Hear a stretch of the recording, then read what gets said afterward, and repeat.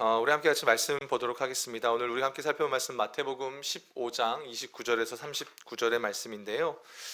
마태복음 15장 29절에서 39절의 말씀입니다. 우리 같이 교독하시고 마지막 절은 제가 다 같이 읽도록 하겠습니다. 제가 먼저 읽겠습니다. 예수께서 거기서 떠나사 갈릴리 호숫가에 이르러 산에 올라가 거기에 앉으시니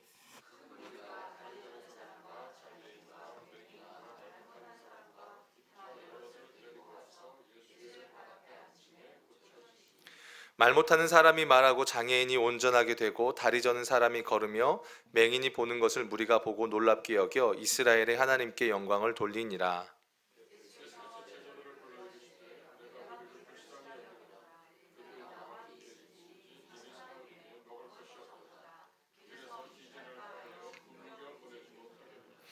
제자들이 이르되 광야에 있어 우리가 어디서 이런 무리가 배부를 만큼 떡을 얻으리이까.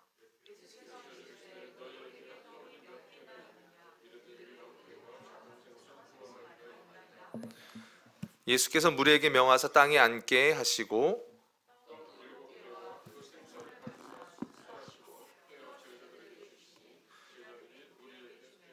다 배불리 먹고 남은 조각을 7 광줄에 차게 거두었으며 멍잔 여자와 어린이 외에 4,000명이었더라. 다 같이요. 예수께서 무리를 흩어 보내시고 배에 오르사 마가단 지경으로 가시니라. 아멘. 행복하십시오, 여러분. 네, 성령 충만하십시오. 하나님이 함께 하시고 또 하나님의 은혜가 있는 그 현장에 여러분들이 계속 머무시기를 주님의 이름으로 축복합니다. 그리고 그 가운데서 여러분의 인생이 그 주님을 더욱더 깊이 알아가시는 그런 인생이 되어졌으면 좋겠습니다. 우리가 인생을 살아가면 대부분 문제들을 안고 살아갑니다. 문제가 없는 인생은 없죠. 전 문제가 없어요 라고 말하는 거는 감각이 무딘 거죠. 왜냐하면 이 땅에 태어나 사는 것 자체가 온갖 문제투성입니다. 지뢰밭을 막 지나는 것 같아요. 온통 그렇죠. 이 세상에 살아가는 모든 사람들도 다 마찬가지일 겁니다. 근데 이제 그때 예수를 믿는 자들에게 예수님 어떻게 믿으셨어요? 라고 물어보면 다 다르더라고요. 제가 이렇게 성도님들과 이야기 나누면서 어떻게 주님을 만나셨어요? 라고 물어보면 다 똑같지가 않아요. 다 다릅니다. 가정의 문제 때문에, 또 재정의 문제 때문에, 아니면 또 건강의 문제 때문에, 진리에 대한 갈망함 때문에 여러 이유든 이렇게 주님을 만나는 계기가 다 다릅니다. 중요한 건 각자들의 인생에서 뭔가 끌어안고 가는 문제가 있다라는 겁니다. 기독교 신앙의 출발점이 얼마든지 그 문제에서 출발할 수 있습니다. 내 문제 해결을 위해서, 자식의 문제를 위해서, 또 병의 질병을 위해서. 저도 한때 그 질병에 대한 문제로 큰 고난을 겪었던 적이 있었으니까요. 그런 시간들을 통해서 어쨌든 기독교 신앙이 하나님을 믿는 것이 시작이 될 수 있습니다.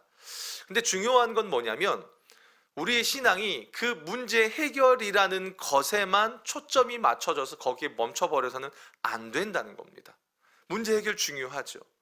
그런데 거기에만 우리의 시선이 고정되어져 있다면, 초점이 거기에만 맞춰져 있다면 사실 그건 엄밀히 말하면 기독교에서 말하고 있는 신앙과는 거리가 먼 겁니다. 흔히 그걸 샤머니즘이라고 이야기를 합니다. 오늘 저희가 중보기도하러 이 자리에 모여 있습니다. 이 중보기도의 시간도 마찬가지입니다. 우리 어떠한 문제를 위해서 함께 주님의 마음으로 기도하는 것이 목적이기도 하지만 단순히 이 중보기도의 시간이 문제 해결이라는 것으로 이 시간이 끝나버린다면 정말 주님이 이 시간을 통해서 우리에게 요구하시고 기대하시는 것과는 거리가 먼 시간으로 이 시간이 흘러가 버릴 수도 있다라는 겁니다. 왜냐하면 우리가 기도를 흔히 주님과의 대화라고 하잖아요. 여러분, 대화를 하면 어떻습니까? 물론 대화를 하지만 감정이 오가지 못하는 사람이 있죠. 벽 보고 대화하는 것 같은 사람이 있을 때 여러분 답답하시죠? 내가 저 인간이랑 지금 몇 시간째 대화를 왜 하나? 여러분, 대화를 하고 나면은 주어지는 게 뭡니까? 감정의 공유죠. 싸우려고 대화하진 않죠. 네. 감정을 공유하고 생각을 공유하고 마음을 공유하는 것에 목적이 있다라는 겁니다. 그러면서 그 대상이 저렇구나, 저런 생각을 갖고 있구나. 저도 어제 한 성도님을 만났어요. 저희 집에 오셔서 식사를 같이 나누면서 했는데 몰랐었어요. 그분의 삶에 대한 내용을 전혀 몰랐거든요. 근데 이야기를 들으면서 아, 이렇게 인생을 걸어왔구나라는 게 이해가 돼요. 그러면서 조금 더 알아가게 되는 그런 과정이 있지요. 마찬가지입니다. 기도라는 것도 그렇습니다.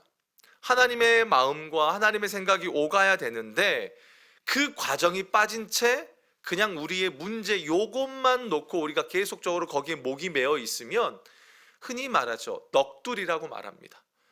그냥 세상 사람들이 하는 기도와 우리의 기도에 무슨 차이가 있겠냐라는 거예요. 결국 기도를 포함한 여러 우리의 신앙의 모든 것들이요, 첫 출발은 우리의 문제일 수 있어요. 괜찮습니다. 얼마든지요. 그럼요. 내 고통이 있고 고난이 있고 문제가 있고 얼마든지 주님께 가지고 나아올 수 있어요. 괜찮습니다. 전혀 문제가 되지 않습니다. 그러나 거기서 멈춰서는 안 된다라는 겁니다. 더 깊은 단계로 우리는 흘러가야 한다는 겁니다. 그래야만 주님이 진짜 기뻐하시고 주님과의 그 관계 안에 있는 자들에게요, 뭐가 흘러가냐면 그 주님의 무한한 은혜와 긍휼이 그 안에 들어가는 겁니다. 우리는 사실요, 내 문제가 해결된 것만 은혜라고 생각합니다. 아니요. 솔직히 여러분, 기도한 것 얼마나 많이 응답되십니까? 우리 인생에서 그런 많은 기도들이 응답되지 못하는 경우들도 많습니다. 이해가 되지 않은 것도 많습니다. 뒤늦게서, 어제도 뭐 그런 이야기를 나눴어요. 뒤늦게서야 그게 은혜였다라는 걸 깨닫고 흘러갈 때가 얼마나 많냐라는 거예요. 그런데 중요한 건 그 초점에, 문제 해결이라는 것에만 초점이 딱 맞춰져 버리고 나면 당장 내 뜻대로 이루어지지 않은 것 때문에 우리 안에 뿔따구가 계속 일어나는 거예요. 근데 진짜 은혜가 뭔지 아십니까? 그렇게 기도하는 자리 가운데서 우리 하나님을 알아가게 되고, 아, 이런 속에 나에게 하나님의 은혜와 긍휼이 있었구나, 이게 은혜구나 라는 걸 깨닫는 게 진짜 기독교 신앙에서 말하는 참된 은혜라는 겁니다. 제가 왜 서두에 이런 이야기를 하게 되냐면, 오늘 본문의 사건이 우리 굉장히 유명한 사건이잖아요. 예수님께서 떡 7개와 생선 2마리를 가지고 4,000명을 먹이시면서 저들의 배고픔을 해결해 주신 사건이란 말이죠. 표면적으로 보면 그렇단 말입니다. 그런데 이 이야기가 생각보다 더 깊고 우리가 이 사건을 통해서 고민해 봐야 될 문제들이 참 많다라는 겁니다. 특히 오늘 본문에 보면 여러분, 무리가 나오죠. 이 무리들을 예수님이 불쌍히 여기셨다라고 해요. 여기 이 원어를 보게 되면 불쌍히 여기다는 게 아유 이렇게 측은지심 이런 의미가 아니라, 여러분 이 창자가 뒤틀린다라는 느낌 아시죠? 막 그렇게까지 불쌍히 여긴다라는 거예요. 가엾게. 왜요? 왜 주님이 저들을 그렇게 불쌍히 여기셨을까요? 32절을 한번 보면 이렇게 나와 있습니다. 한번 읽어볼까요? 32절입니다. 예수께서 다 같이요. 예수께서 제자들을 불러 이르시되 내가 무리를 불쌍히 여기노라. 그들이 나와 함께 있은지 이미 사흘임에 먹을 것이 없도다. 길에서 기진할까요? 굶겨 보내지 못하겠노라. 표면적으로는 뭐라고 나와요? 이들이 이미 나와 함께 있은지 사흘이 되었대요. 사흘 동안 이들이 주님과 함께 했다는 뜻입니다. 그리고 그 사흘 동안 먹을 것이 없었다고 해요. 물론 처음부터 먹을 것이 없지는 않았겠죠. 각자들 도시락을 쌓아와서 먹고 한 끼 했지만 이렇게 말씀이 길어지나? 하루 이틀 3일 이렇게 하면서 먹을 것이 떨어졌다라는 겁니다. 몰랐겠죠. 그래서 이래저래 사흘이 지난 모양입니다. 근데 예수님께서 그들이 먹을 것을 주지 않고 그냥 집으로 돌려보내면, 그러고 보면 예수님도 설교를 꽤 길게 하시는 표현인 것 같아요. 그죠? 네, 여러분 설교 길다고 뭐라 하시면 안 돼요. 네, 사흘 동안 하셨는데 우린 30분 40분 요거잖아요. 네, 어쨌든 그들을 그냥 길가로 내보낼 때 기진해서 쓰러질 것 같아서 주님이 그들을 굶겨 보내지 못하시겠다라는 겁니다. 왜 주님이 이들을 불쌍히 여기셨을까요? 그냥 단순히 굶주린 것 때문에? 제가 시골에 가면, 아마 여긴 다 이제 어머님들이고 부모님들이시고 어른들이시니까요, 저희 어머니가 시골 가면은 새벽 한 4시부터 일어나십니다. 새벽 기도를 가시는 게 아니라, 제가 이제 새벽에 이제 그 다음날 시골 간다, 집에 올라간다 그러면 그 전날부터 반찬을 하기 시작하십니다. 새벽 4시, 5시 일어나셔서 온갖 반찬들 국 끓여서 냉동실에 얼려놓고 뭐 해놓고 다 아시죠? 반찬하고 해서 전부 해서 이렇게 바리바리 쌉니다. 특별히 막내 아들이라 그런지 또 변변치 않아서 그런지 어머니는 유독 더 제가 갈 때면은 그걸 더 많이 그렇게 하세요. 그런 인간적인 측면에서의 그 긍휼함일까요? 사실 주님이 인간적인 측면에서 긍휼함도 갖고 계십니다. 맞아요. 맞아요. 그런데 오늘 본문은 사실 이 앞선 우리가 오병이어 사건이 앞에 있잖아요. 요것과 조금 다른 측면에서 이야기를 하고 있어요. 그 말은 뭐냐면 인간적인 측면에서 저들을 불쌍히 여겼더라 라는 것보다 조금 더 주님이 여기서 원하시는 게 있더라는 겁니다. 먼저 이 무리들이 누군지를 여러분 생각을 해봐야 될 것 같아요. 오늘 본문이 마태복음, 마가복음에도 나와요. 마태복음, 마가복음에 동일하게 이 칠병이어 사건 앞에 어떤 사건이 기록되어졌냐면 예수님이 두로와 시돈이란 지역, 즉 이 두로와 시돈은 이방인들이 사는 지역이에요. 그 지역으로 가십니다. 그리고 오늘 본문에도 보면 29절, 31절에 보게 되면 그곳에서 예수님이 많은 사람들을, 병자들을 고쳐주십니다. 즉 오늘 본문에 나오는 32절 이하에 나오는 이 무리들이 누구냐면 바로 29절에서 31절에 나오는 무리들과 동일한 무리들입니다. 자, 그렇다면 그 무리들의 특성이 어떠냐면 우리 다 같이 30절을 한번 볼까요? 30절 여러분 목소리로 크게 읽어주시겠습니다. 시작.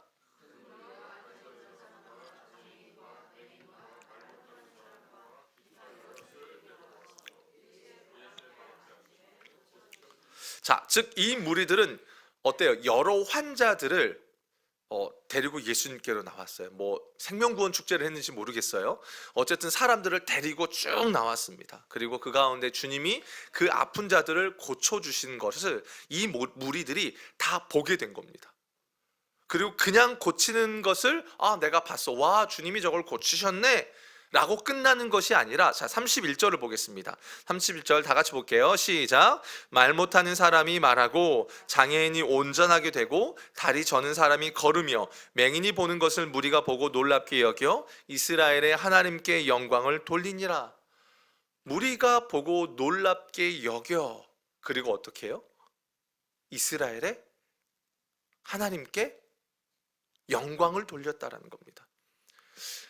보통 성경에 나오는 무리들이 갖고 있던 그런 인식은 조금 부정적인 생각들이 많습니다. 예수님 십자가에 못 박아라라고 부정적으로 이야기했던 자들도 있죠. 중요한 것은 적어도 오늘 본문에 등장하는 이 무리들의 특징이 뭔지 아십니까? 바로 하나님의, 주님의 일하심을 목격한 자들이라는 겁니다. 이 무리들이 갖고 있는 특징은 주님의 일하심을 목격한 자들입니다. 그리고 그 일하심을 목격하고 나서 그 일을 누가 행하셨는지를 제대로 알고 제대로 그분께 영광을 돌릴 줄 알던 자들이었습니다. 의외로 하나님께 영광 돌리는 게요, 여러분, 쉽지 않더라고요. 누가 했는지를 착각할 때, 우리 얼마나 교만합니까? 아시죠? 툭하면 조금 잘 되면 내 탓, 조금 못 되면 하나님 탓. 이게 우리의 모습이란 말이죠. 근데 이들은 제대로 하나님께 영광을 돌릴 줄 알던 자들이었습니다. 더 중요한 건요, 이들은 이방인이었습니다. 이방인. 그 당시에 천대받던, 여기 칠병이어 사건의 대상은요, 여러분, 유대인이 아니에요. 이방인들이에요. 천대받던 자들이에요. 그런데 이들이 하나님의 이 주님의 일하심을 보고 온전히 주님께 영광을 돌리더라는 겁니다. 오병이어 사건은요, 여러분, 완전히 달라요. 오병이어 사건은 벳세다라는 지역, 즉 유다 지역에, 유대인들이 살던 지역에서 예수님이 행하셨어요. 근데 이 칠병이어는 데가볼리, 두로시돈, 철저하게 이방인들 지역에서 예수님이 행하셨다는 거예요. 근데 아이러니한 건요, 유대인들은요 오병이어 사건을 보고 예수님께 영광 돌리질 않아요. 그 이후의 사건을 보게 되면. 근데 이방인들은 어떻습니까? 물리적으로 보면 복음에서 멀어진 자들처럼 보여져요. 근데 이들의 눈이 열려져서 하나님의 일하심을 보고 하나님께, 주님께 온전히 영광을 돌리더라는 겁니다. 그래서 이들은요, 그 기적을 보고 이스라엘의 하나님께 영광 돌리고 거기서 흩어지지 않고 주님 곁에 사흘간이나 머문 겁니다. 나중에 끝에 가보면요, 예수님이 일부러 해산시킬 정도예요. 제자들의 모습과 참 많이 비교가 됩니다. 제자들은 앞선 14장에서 오병이어 사건을 경험했잖아요. 말도 안 되는 놀라운 사건을 경험했음에도 불구하고 오늘 본문 칠병이어 사건 때 보면 어떻게 나와요? 주님이 저들을 불쌍히 여기시고 이들을 어떻게 먹였으면 좋겠냐라고 할 때 제자들은 뭐라고 말해요? 주님, 어디서 이 많은 무리들을 배불리 먹을 만큼 떡을 구할 수 있겠습니까? 이게 사실 말이 안 돼요. 오병이어 사건과 칠병이어 사건의 간격이 그렇게 막 몇 년 먼 게 아니거든요. 그잖아요. 왜 그랬을까? 이미 이 제자들은요, 지금 마음이 틀어져 있어요. 왜요? 예수님이 어디로 오셨어요? 이방인들 지역에. 이미 틀어진 거예요. 그들을 붙잡고 사흘간이나 말씀을 전하시고 그들 안에 마음이 틀어져 있고 더군다나 그들 안에 여전히 떡만 바라보고 있는, 세상의 것만 바라보고 있던 제자들의 모습이 그 가운데 담겨져 있는 거예요. 그들의 모습과 비록 아무것도 가진 게 없지만, 연약하지만 그 주님께 제대로 영광 돌릴 줄 아는 자들과 이 두 그룹이 지금 비교가 되고 있더라라는 겁니다. 어떻게 보면 혈통상으로 유대인과 전혀 상종할 수 없는 이방인들입니다. 그런데 이들의 그 행동이 주님의 마음을 감동케 하고 있는 겁니다. 어떻게 해요? 주님의 일하심을 보고 그 현장을 떠나지 않습니다. 오히려 그 주님에 대한 갈망으로 가득 차 있는 겁니다. 어떻게 보면 목말라서 주님께 더 나온 자들입니다. 주님의 은혜에 대한 더 큰 갈망이 있는 자들입니다. 그들을 어떻게 주님이 그냥 보내실까요? 그죠, 여러분? 그냥 목마르니까 배고프니까 채워줘, 이렇게 여러분 접근하시면 안 돼요. 주님이 뭘 보고 어떤 마음이셨을까? 저들의 무엇을 보셨을까? 사실 오병이어 때는요, 예수님이 제자들한테 야, 니들 저 굶주린 자들을 어떻게 할래? 니들 어떻게 할래? 의도적으로 제자들을 훈련시키시고 제자들을 가르치는 것에 목적이 있었다면 이건 달라요. 오히려 주님이 더 안달이 나셨어요. 긍휼히 여기시고 적극적으로 저들을 붙드시고 먹이시고 살리시려는 주님의 그 의지가 있단 말이죠. 어떤 면에서는 이거야말로 더 놀라운 현장이지 않을까라는 생각이 들어요. 전 사실 오병이어 사건보다 이 칠병이어 사건이 더 감격적이에요. 더 은혜가 돼요. 주님의 그 긍휼, 주님의 채워주심에 흘러가는 그 현장, 여러분은 어떠십니까? 그 현장에 여러분 지금 동참하고 계십니까? 주님 곁에 더 머물기를 여러분 갈망하고, 하나님이 그렇게 말씀하십니다. 히브리서 11장 6절에 보게 되면 믿음이 없이는 하나님을 기쁘시게 하지 못하나니 하나님께 나아가는 자는 그가 계신 것과 그가 자기를 찾는 자들에게 상 주시는 분이다. 이거 믿어. 어쩌면 이들에게 주어진 상황이었는지 몰라요. 아무것도 없는 그들이었지만 주님이 일하시는 걸 봤어요. 우리 같으면 어땠을까요? 주님이 고치셨어. 그리고 가지 않았을까요? 아까 서두에 제가 그런 말씀 드렸잖아요. 응답과 문제에만 초점이 맞춰졌다면 어땠을까요? 당장 그 자리를 내가 원하는 거 이루어졌으니까, 그렇죠? 교회 와서 내 문제 해결됐으니까 이제 됐어, 가자. 근데 그게 아니라 그 주님을 향한 목마름과 갈망이 그들 안에 계속적으로 남아 있더라라는 겁니다. 오늘 본문은 주님은 분명히 긍휼을 베푸시는 분으로 나옵니다. 그 주님의 긍휼은 여러분 혈통 이런 거 상관없습니다. 그들이 이방인일지라도, 어떤 육체적인 핸디캡이 있을지라도, 신분의 문제가 있을지라도, 누구든 주님을 향한 갈망이 있고 누구든 배고픈 자는 주님이 먹이시고 입히시고 살리시고 회복시키시는 분이다라는 걸 우리에게 보여주고 있는 겁니다. 오늘 본문을 보면서 이 무리들의 영적 갈급함에 대해서 우리가 좀 도전을 받아야 되지 않을까요? 우리는 사실 은혜 받으면 은혜 받은 것으로 끝나버립니다. 이번에 이런 은혜가 줬어. 여러분 지난 고난주간 우리 이전사님이 그런 말씀하시더라고요. 성도님들하고 다 전화통화하는데 너무 힘들었다고. 결론은 고난주간이잖아 그러셨대요. 어떠셨습니까? 보내면서 은혜가 있으셨습니까? 그럼 이제 그것은 고난주간이니까 딱 끝나셨습니까? 저도 한편으로는요, 지난 주일날에 사역 끝나고 나무 담임 목사님 저보다 더 하셨을 거예요. 막 살겠는 거예요. 뭔지 모르는 그런 무거운 짐들이 쭉 내려가고. 근데 여러분, 그건 그렇다 치더라도 그 은혜에서 여러분 멈춰 서시겠습니까? 기도해 놓고 또 세상 사람들이 기도하는 것처럼 똑같이 끝나버릴 때가 많습니다. 나 응답됐어. 여러분, 이거는 세상에서 하는 기도입니다. 샤머니즘입니다. 할머니들을 물 떠놓고 비나이다 비나이다 한 거랑 별반 차이가 없습니다. 왜요? 대상과의 관계가 없잖아요. 그 대상을 향한 마음의 공유가 없잖아요. 주님의 마음이 이들에게 흘러가고 있고 이들도 그 주님의 마음을 알고 반응하고 있는 이런 상호 간의 이런 관계가 없잖아요. 어떠십니까? 3일 내내 예배 드리라 그러면 예배 드릴 수 있을까요? 제가 예전에 안상원교회에 있을 때 그때 한참 이제 24시간 예배 드리는 그런 어떤 무브먼트 운동인들이 있었습니다.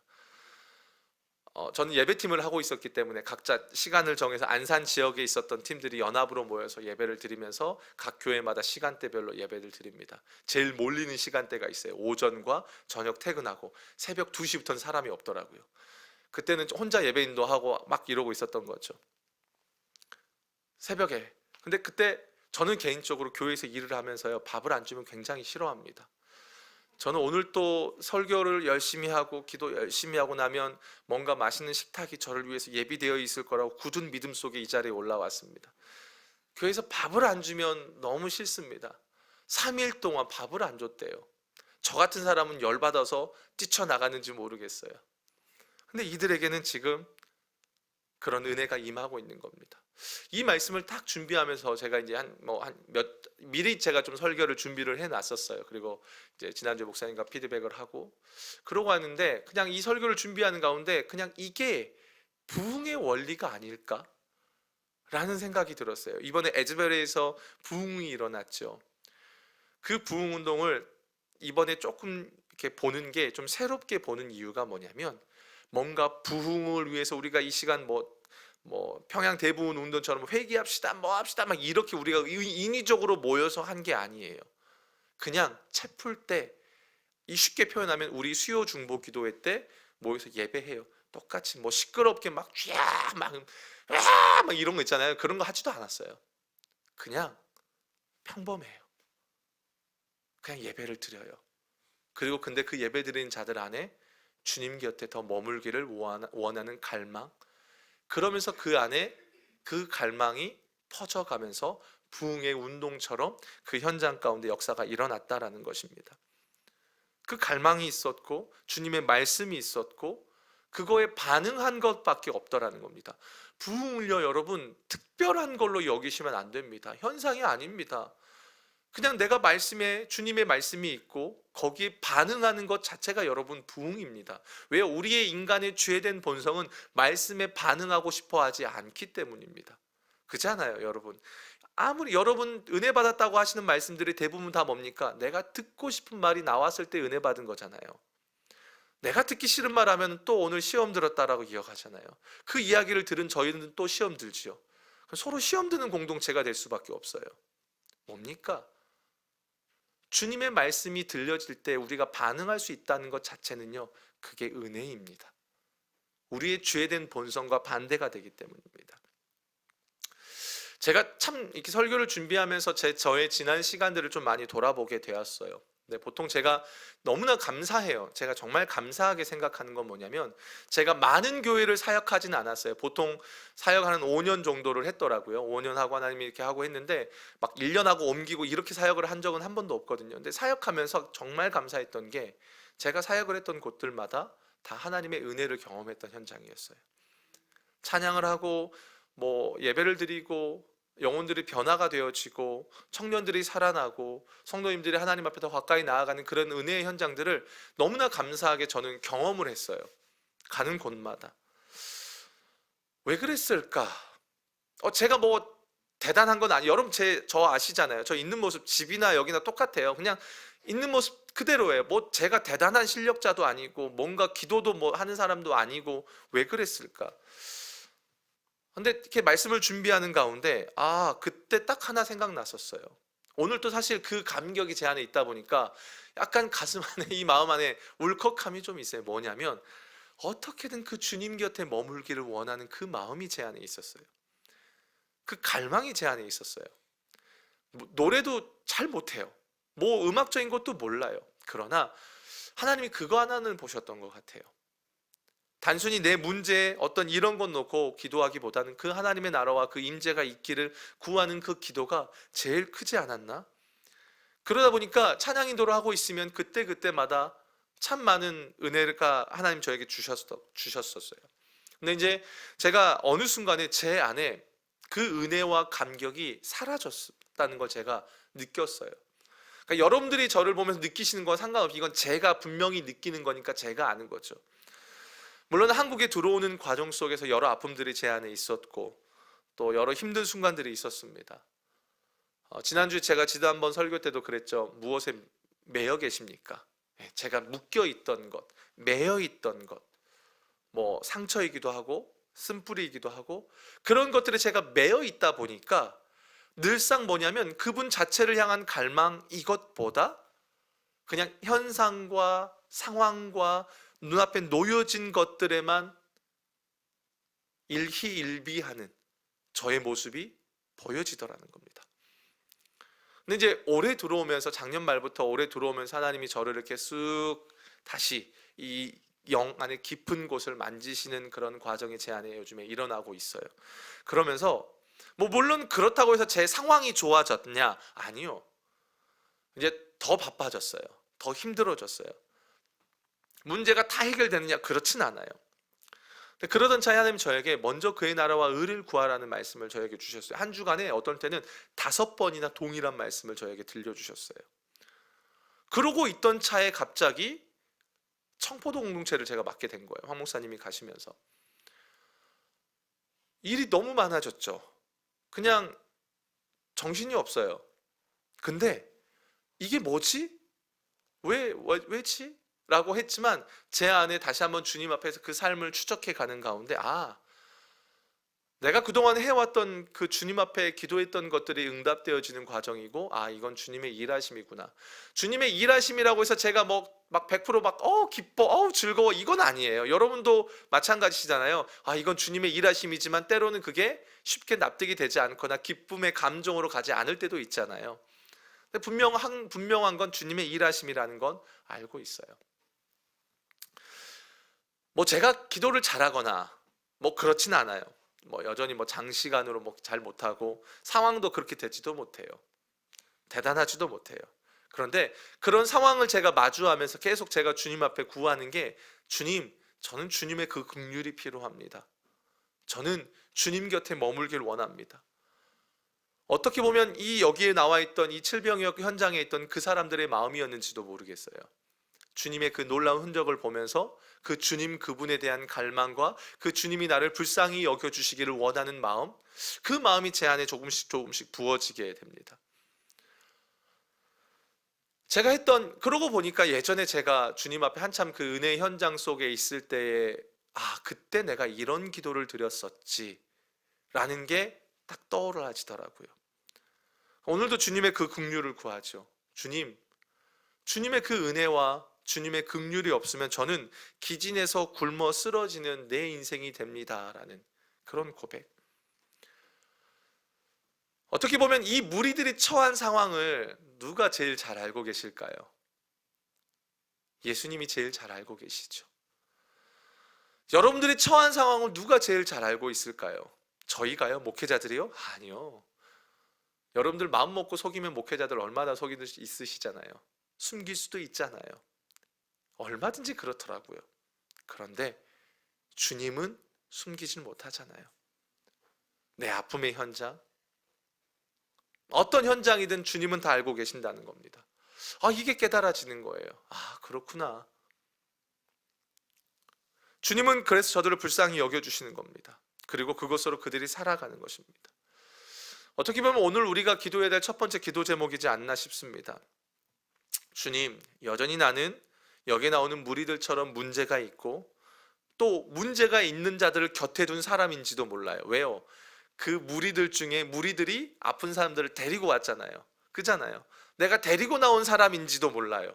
아니면 내가 그 데리고 끌려 나온 사람인지도 모르겠습니다. 동일한 것은 은혜를 입은 다음에 그냥 은혜를 입은 것으로 끝나지 않고 갈망함으로 그 주님 곁에 머물기를 사모하는 그런 것이 그들에게 있었다는 겁니다. 그리고 그것이 우리에게도 있어야 되지 않을까요?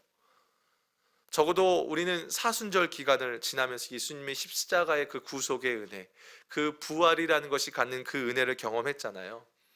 근데 사실 여러분, 그게 전부이지 않을까요? 그 주님의 은혜, 그 주님 곁에 우리가 머물 가장 첫 번째 이유이지 않을까요? 내가 받은 그 구원, 나에게 주어진 부활의 영광과 능력, 이거 하나로도 우리는 얼마든지 주님께 영광 돌리며 찬양해야 되지 않을까요? 마음껏 고백하는데도 시간이 부족하지 않을까요? 내가 뭐라고? 지난 인생을 추적한다라는 표현을 써요. 저는 그 표현을 쓰거든요. 저는 제자 훈련할 때 제가 그런 표현을 쓰거든요. 내 인생을 추적해 봤더니 이런 주님의 은혜가 있는 것만으로도 우리는 주님 곁에 머물고 주님께 영광 돌리기에 충분하지 않을까요? 어떠십니까, 여러분? 그 주님 곁에 머물며 사모하며 주님께 영광을 돌리며 여러분 살아가고 계십니까? 우리가 그렇게 주님 곁에 머물기를 사모할 때에 오늘 본문에서 말하고 있는 이 수천 명의 사람들의 모든 상황을 주님이 아시고 창자가 떨릴 정도로 긍휼히 여기시는 그 하나님의 그 주님의 그 긍휼이 우리에게 임하지 않을까요? 그들과 주님이 함께하고 계신다는 겁니다. 함께한다는 건 뭘 의미합니까? 형편을 아신다는 거죠. 아신다는 거죠. 이런 은혜가 우리에게 경험되어지길 원합니다. 여러분에게 정말 경험되어지길 원합니다. 오늘 본문을 보게 되면 주님의 그 긍휼은 한계가 없지요. 한계가 없습니다. 딱 하나 보십니다. 정말 원하냐? 정말 영광 돌리고 있느냐? 정말 주님 곁에 머물기를 사모하느냐? 누구도 주님 곁에 머물기를 원하지 않으면 주님의 은혜가 흘러갈 수가 없습니다. 흘러갈 수가 없습니다. 여러분, 요 사건 앞에 어떤 사건인지 아세요? 수로보니게 여인. 주님, 괜찮아요. 그래요. 자식들 먹이세요. 근데 나는 부스러기만이라도 괜찮아요. 자기의 자존심, 형편 상관없는 거예요. 그런 갈망, 이런 은혜가 우리에게 있었으면 좋겠습니다. 그런데 오늘 본문을 보게 되면 주님이 이렇게 칠병이의 놀라운 기적을 베푸시고 나서 아주 이상한 행동을 하나 하십니다. 가끔 우리 주님이요, 이상한 행동을 하실 때가 있어요. 자, 39절입니다. 다 같이 한번 큰 목소리로 읽어볼까요? 시작.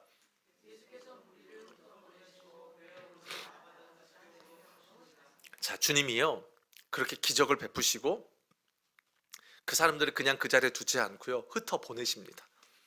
왜 흩어 보내셨을까요? 여러 이유가 있을 겁니다.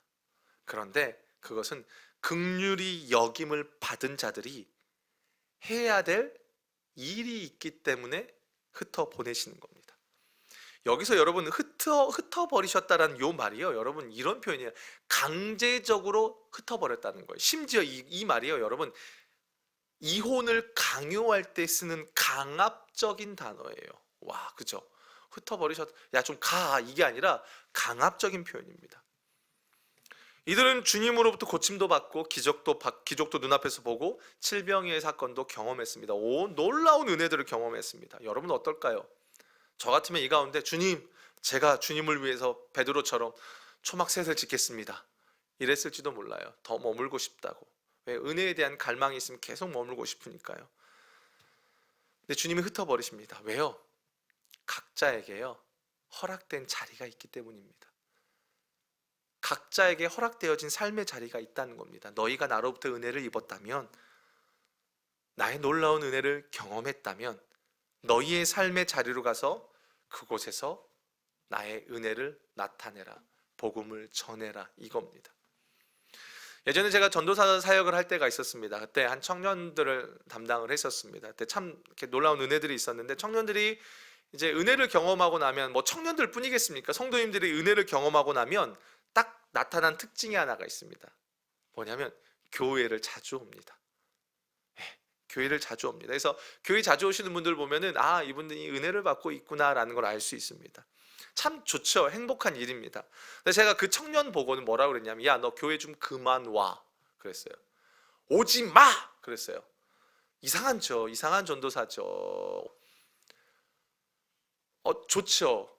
오는 거 좋아요. 그런데 그 친구가 놓치고 있었던 것이 있었습니다. 그것이 뭐냐면 그 청년이 가서 해야 될 삶의 자리가 있었는데 은혜가 너무 좋으니까 사실 그 책임지고 싸우고 씨름해야 될 그 영역을 회피하고 은혜의 자리에만 머무는 겁니다.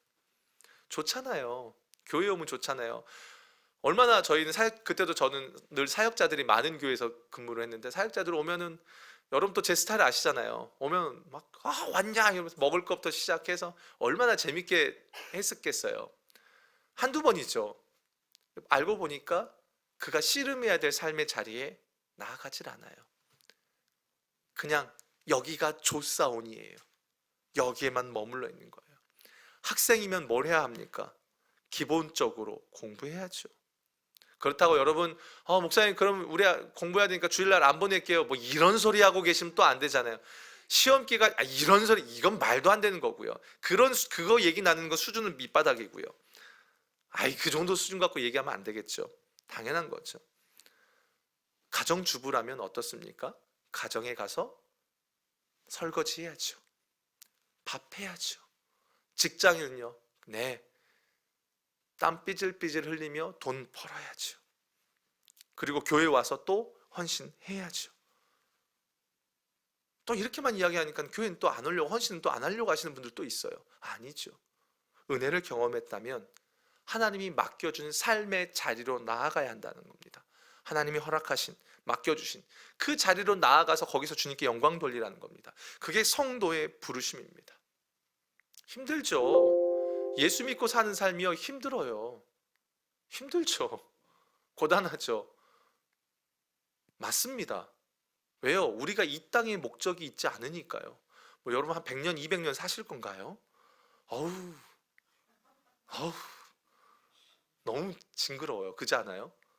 딱 적당히 살고 주님께 충성하고, 그래, 주님 갈게요. 나 먼저 갈게. 빠이빠이. 네, 맡겨준 자리가 있다라는 겁니다.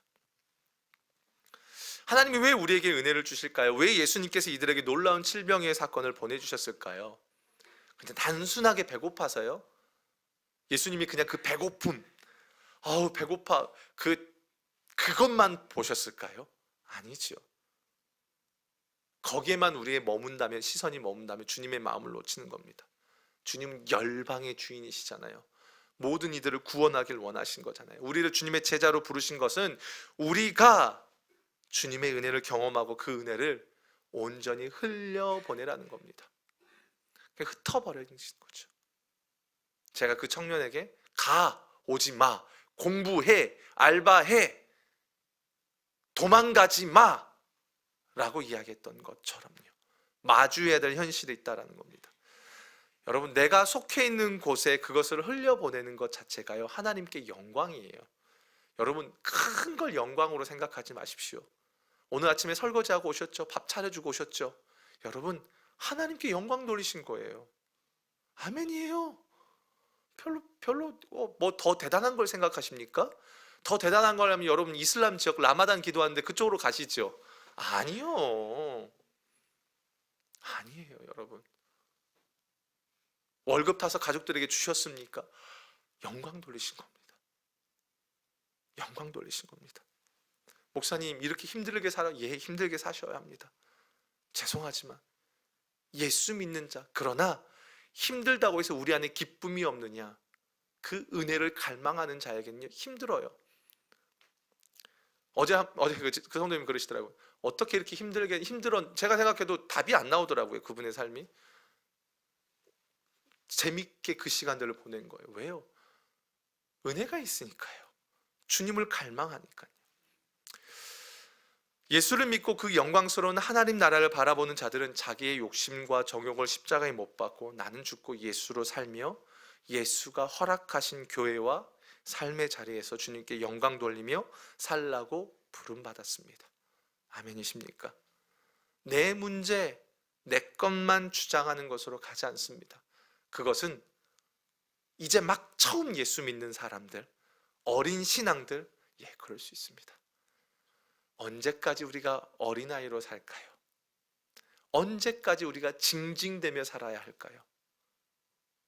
좀 더 주님이 바라보시는 큰 가치와 주님의 나라를 소망하고 더 그 주님께 머물기를 원하는 그 주님 한 분을 향한 갈망, 이걸 얼마나 주님이 기뻐하실까요? 앞서 서두에 제가 그런 말씀을 드렸습니다. 기독교는 문제 해결에만 초점이 있지 않다. 처음 믿을 때 그럴 수 있다. 결국에는 그 문제를 통해서 우리는 주님께 가까이 나아가야 한다. 그리고 그 은혜를 우리는 흘려보내야 한다. 오병이어 사건 때 수많은 사람들이 예수님을 보고 임금을 삼으려고 했습니다. 그때 주님은 떠나버리셨습니다. 왜인지 아십니까? 물이 고이면 썩잖아요. 예수님을 임금 삼으려고 하는 순간 그들의 정욕으로 인해서, 임금 삼으려고 하는 이유는 딱 하나였어요. 먹는 것, 필요, 자기들의 문제를 해결해 주는 것. 그러니까 싹 예수님이 그 자리를 떠나버리십니다. 반대로 주님이 칠병이어 사건 때는 은혜를 부어주시고 흘려보냅니다. 나눠라. 부활의 기쁨을 나눠라. 부활의 은혜를 나누어라. 우리가 재정을 놓고 이번에 부활주일 날도 얼마의 재정이 모였다고 해서 흘려보내죠. 맞습니다. 그거죠. 사랑하는 여러분, 여기 있는 우리 모두는 주님의 긍휼을 입은 자들입니다. 아멘이십니까? 아멘이 안 나오시는 거 보니까 여러분 긍휼이 더 필요하신가 봐요. 더 필요하십니까? 여러분, 문제 가운데서 주님의 구원을 경험하셨다면 그 해결만을 만족을 누리지 마시고 더 주님 곁에 머물기를 한번 사모해 보십시오. 괜찮습니다. 물리적으로 1시간, 2시간 하라는 소리가 아니에요. 여러분의 그 중심이 어디에 있든, 그리고 그 가운데 여러분에게 또 다른 주님의 은혜가 주어졌다면 여러분 흘려보내시면서 여러분의 인생 속에 또 다른 칠병이어의 일들이 나타나고 또 다른 살리는 일들이 나타나기를 축복합니다. 주님의 그 한계가 없는 긍휼 사랑, 여러분 먼저 이 예배 가운데 누리시길 축복합니다. 제가 참 좋아하는 찬양이에요. 주님 곁으로 날 이끄소서라는 찬양인데요, 너무 좋아해요. 주님, 내가 주님 곁으로 날 끌어주십시오. 내가 더 나아가길 원합니다. 우리 그런 마음으로 찬양할까요? 주님 곁으로 날 이끄소서. 주님 곁으로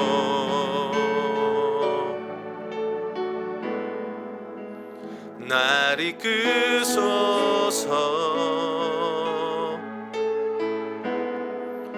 내 모든 것 다 드리며 주 음성 듣기 원하네. 나의 참 소망, 나의 참 소망,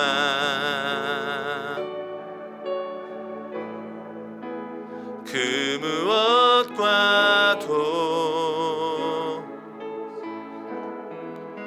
바꿀 수 없는 주 사랑, 그 품 안에 난 길이 주님의 길로 인도하소서.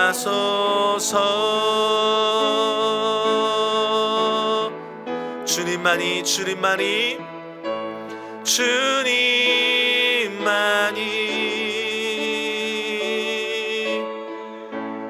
내 모든 것 되시니 주님만이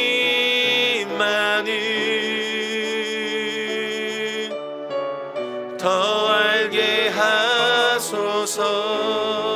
주님 곁으로 날 이끄소서. 아멘. 주님 곁으로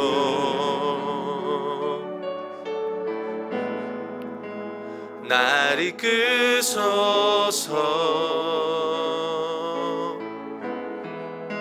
내 모든 것 다 드리며 주 음성 듣기 원하네. 나의 참 소망, 나의 참 소망.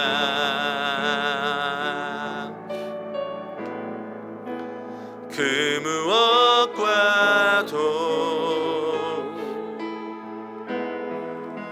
바꿀 수 없는 주 사랑. 그 품 안에 난 길이 주님의 길로, 주님의 길로 인도하소서.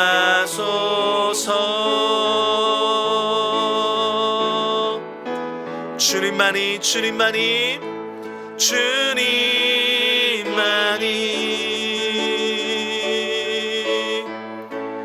내 모든 것 되시니 주님만을 더 알게 하소서. 주님만이, 주님만이, 아멘. 주님만이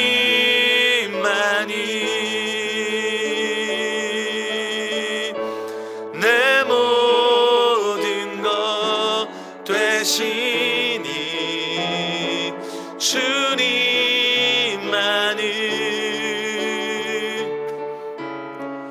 더 알게 하소. 우리 한 번 더 고백합시다. 주님만이, 주님만이, 아멘. 주님만이, 주님만이 내 모든 것 되시니 주님만을 더 알게 하. 우리 한 번 더 주님 앞에 고백합시다. 주님만이, 주님만이, 주님만이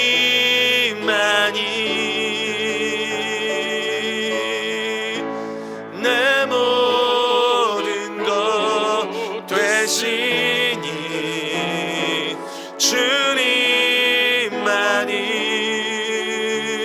주님만을 더 알게 하소서. 아멘.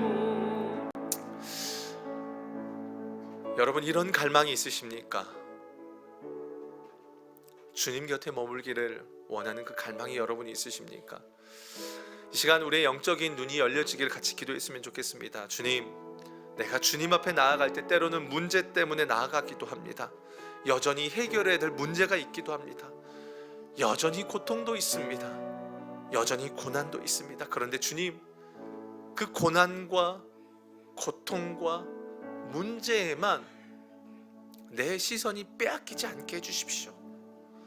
그러한 인생의 문제들을 통해서 주님 앞에 나아갈 때 주님, 내가 주님을 더 알길 원합니다. 주님을 더 깊이 경험하길 원합니다. 그 주님을 바라보는 영적인 눈이 열려지길 원합니다. 그래서 문제보다 더 크신 하나님이 내 인생을 붙들고 계심을 내가 온전히 깨달아갈 수 있게 해주십시오. 우리 함께 같이 기도하며 나아가겠습니다. 살아계신 아버지 하나님, 간구하며 나아갑니다. 하나님, 우리들의 영적인 눈이 열려지길 원합니다. 여전히 문제가 있고 여전히 아픔도 있고 여전히 기도해야 될 것들로 우리가 너무나 가득 차 있습니다. 그런데 하나님, 거기에만 우리가 빠져있지 않도록 도와주십시오. 거기서 빠져나와서 아버지 하나님, 너희가 눈을 들어 산을 보아라. 너희의 도움이 어디서 올꼬? 천지를 지으신 여호와께로다. 하나님, 그 고백이 우리 안에 있길 원합니다. 주여, 그 가운데에 내가 주님을 바라볼 때에 그 문제보다 더 크신 하나님이 내 인생을 붙들어가고 계시는구나. 나는 문제에만 빠져 있었지만 그것 너머에서 주님을 구하고 나아갈 때에 하나님이 나를 붙잡고 있었구나. 내 인생을 붙들고 계셨구나. 이것을 우리가 온전히 깨달아갈 수 있도록 아버지 하나님, 우리들의 심령 가운데 아버지, 우리들의 삶 속에 영적인 눈을 열어주시길 간절히 원합니다. 주님, 하나님, 우리의 눈이 깨어지길 원합니다. 그 주님을 바라보는 눈이 온전히 열려지기를 원합니다. 그 주님을 구합니다. 아버지여, 우리 가운데 영적인 눈이 열려질 수 있도록 주님 인도하여 주시옵소서. 그 주님이 보여지길 원합니다. 나를 긍휼히 여기시는 주님, 나를 불쌍히 여기시는 주님, 그 주님이 깨달아지고 그 주님 앞에 내가 더 머물기를 사모하고 간구하는 우리들의 인생이 되기를 원합니다. 칠병에 나오는 그 무리들처럼 주님의 은혜를 경험하고 나서 그냥 돌아서는 자들이 아니라요, 주님 곁에 머물기를 사모하는 우리들이 되기를 기도했으면 좋겠습니다. 시편 84편 10절에 보면 주의 궁정에서의 한날이 다른 곳에서의 첫날보다 나은즉 악인의 장막에 사는 것보다 내 하나님의 성전 문지기로 사는 것이 있는 것이 좋사오니. 누구도 문지기가 되고 싶어 하지 않잖아요, 그치요? 그러나 이 시편 기자는 문지기가 중요한 게 아니라 성전에, 이게 중요합니다. 여러분, 이 시간 기도합시다. 주님, 내가 주님 곁에 머물기를 사모합니다. 은혜의 현장을 사모하며 동참하는 내 신앙이 되길 원합니다. 하나님, 적극적으로 내 마음과 내 몸을 내어드려서 하나님 그 은혜 안에 거하기를 힘쓰는 내 삶이 되게 해달라고 우리 한 번 더 같이 기도하며 나아가겠습니다. 살아계신 아버지 하나님, 갈망합니다. 주님의 은혜를 구합니다. 더 머물기를 원합니다. 더 사모합니다. 주님 앞에 있기를 원합니다. 주님 곁으로 나아가길 원합니다. 하나님, 인도하여 주시옵소서. 아버지 하나님, 성전의 그 문지기로 사는 것이 아버지 하나님 다른 곳에서의 무엇보다도 낫다고 말합니다. 하나님 아버지, 주님 간구합니다. 주님, 주의 성전에서, 주의 장막에서의 그 한날이 세상에서의 그 어떤 첫날보다도 더 귀하다는 것 우리가 누리길 원합니다. 이곳에 은혜가 있습니다. 하나님, 우리가 그 은혜의 현장에 발걸음을 내딛는 자들이 되길 원합니다. 은혜의 현장에 몸을 내어 던지며 어떻게든 그곳에 더 머물기를 소원하고 그곳에서 일하시는 주님을 바라보기를 간절히 구하는 하나님, 우리들의 인생이 되어지기를 간절히 원합니다. 그 주님을 바라봅니다. 그 주님을 구합니다. 우리의 삶이 그런 삶이 될 수 있도록 하나님 인도하여 주시옵소서. 우리 시간 또 한번 구했으면 좋겠습니다.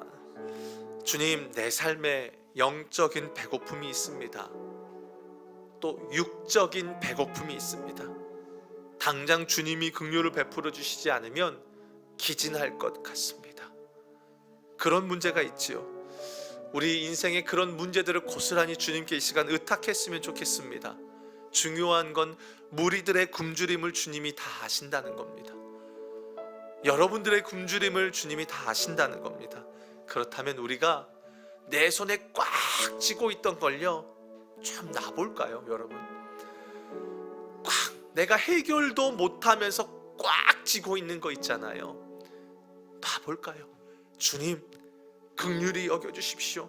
주님 손에 올려드리오니 긍휼히 여겨주시고 주님의 일하심을 바라볼 수 있도록 인도해 주십시오. 우리 주여 한번 외치고 전심으로 기도할까요? 주여, 아버지 하나님, 여전히 배고프고 여전히 목마르고 여전히 주님이 해결해 주셔야만 살아갈 수 있는 그런 문제들이 우리 안에 산재되어져 있습니다. 주님이 해결해 주시지 않으면 우리는 기진에서 쓰러질 것 같은 것이 우리의 인생입니다. 아버지 구합니다. 아버지 간구합니다. 아버지 하나님, 우리를 불쌍히 여겨주십시오.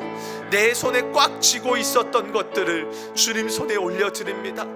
내가 해결도 못하면서 꼭 붙잡고 있던 그런 문제들을 주님께 올려드립니다. 아버지, 우리를 불쌍히 여겨주십시오.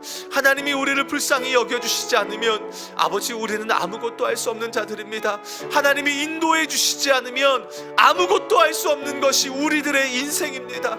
아버지, 우리를 불쌍히 여겨주시고 우리가 그 모든 것들을 주님께 내어드리며 나아갈 때에 하나님이 긍휼히 여기셔서 우리를 불쌍히 여기시는 아버지의 그 은혜를 누리길 원합니다.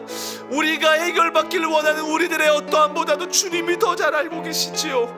주님이 그 가운데 무리들과 함께 하시며 무리들의 배고픔을 누구보다도 알고 계셨던 것처럼 우리들의 인생의 목마름과 배고픔과 문제들을 주님이 더 잘 알고 계시는 줄로 믿습니다. 주님, 내가 붙잡지 않게 해주십시오. 내가 붙잡지 않게 해주십시오.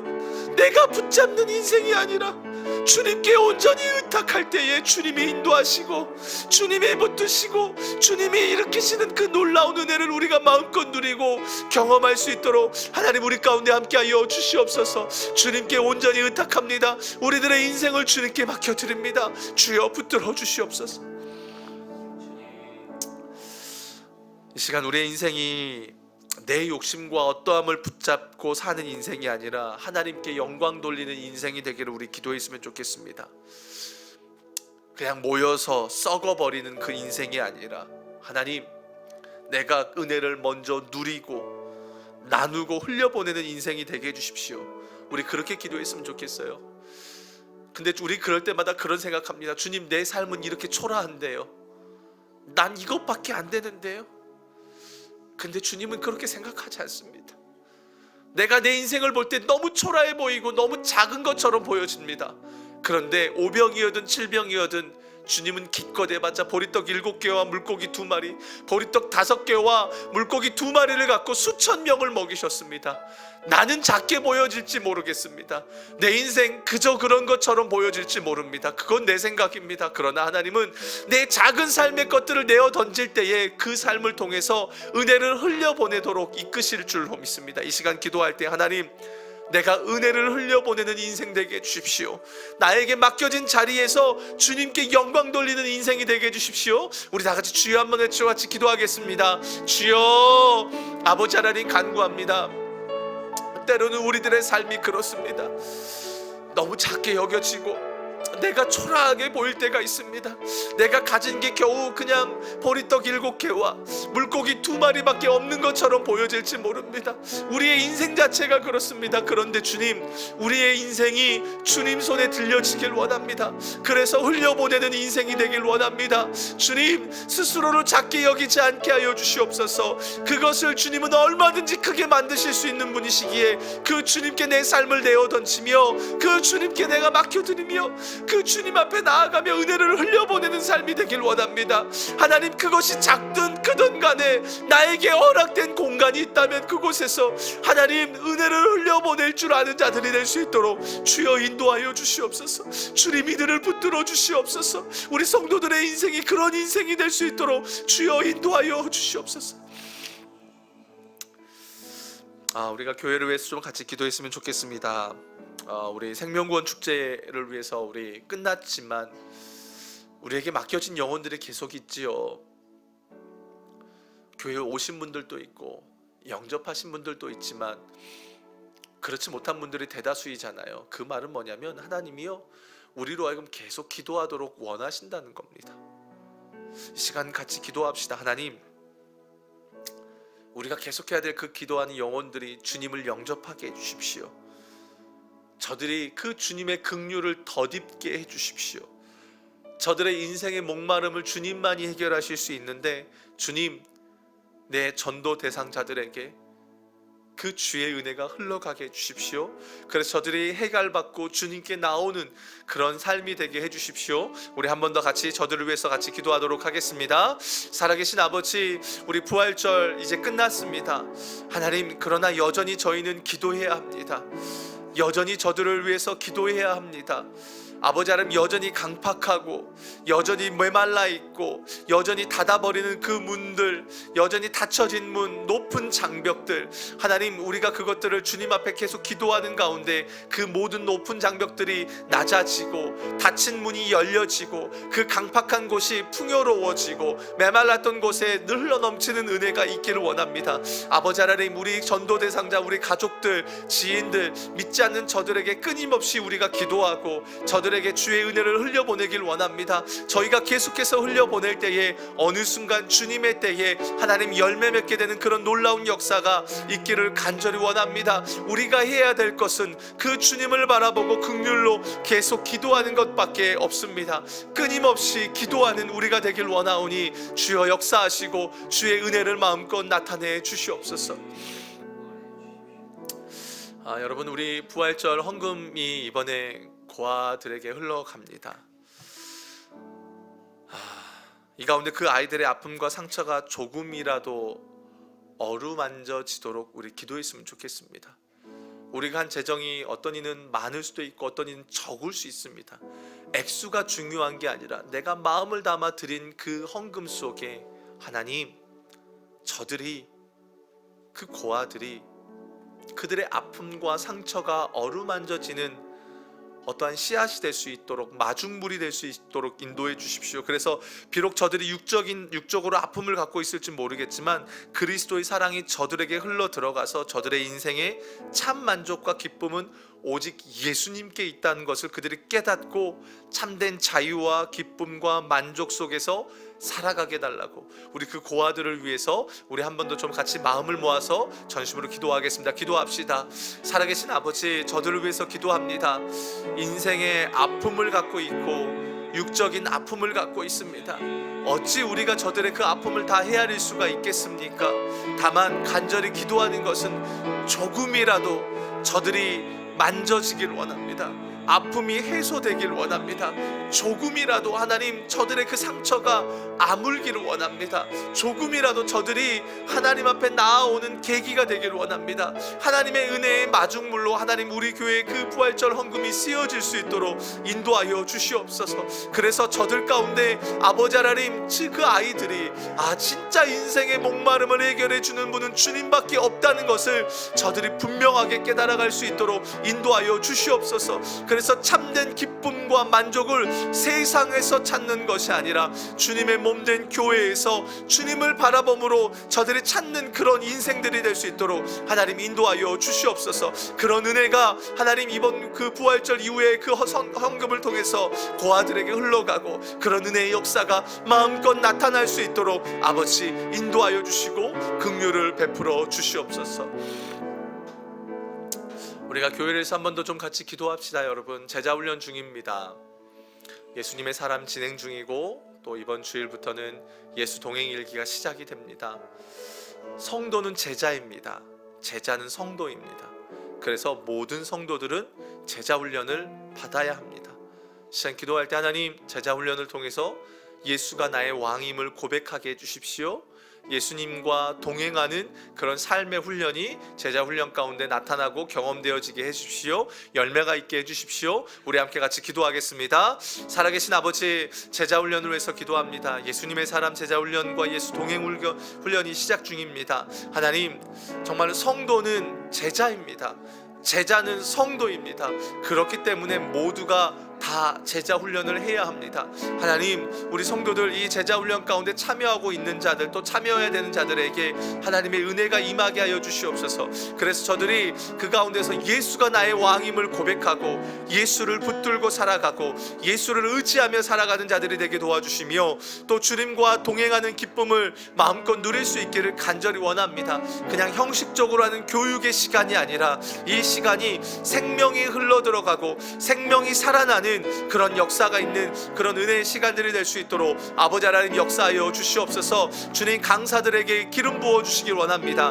우리 담임 목사님, 또 우리 신목사님에게 기름 부어 주셔서 아버지 하나님, 저들을 통해서 하나님 아버지 말씀이 흘러 들어가게 하시고 저들을 통해서 아버지 영혼들이 살아나는 역사가 있도록 온전한 주의 통로로 마음껏 사용하여 주시옵소서. 그런 은혜의 시간 되기를 간절히 원합니다.